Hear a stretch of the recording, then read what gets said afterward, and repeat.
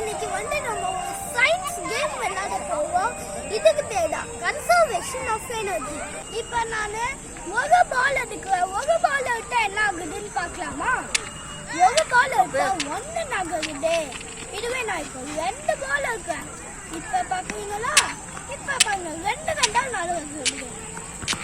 Next இப்போ என்ன ஆகுதுன்னு பாருங்க 3 நான் எடுக்கிறேன். 3 3 போகுது. இப்போ நான் 4 எடுக்கிறேன். Next 4 balls. இது பார்த்தீங்கன்னா 4 4 போகுது. 5 பால்ஸ்.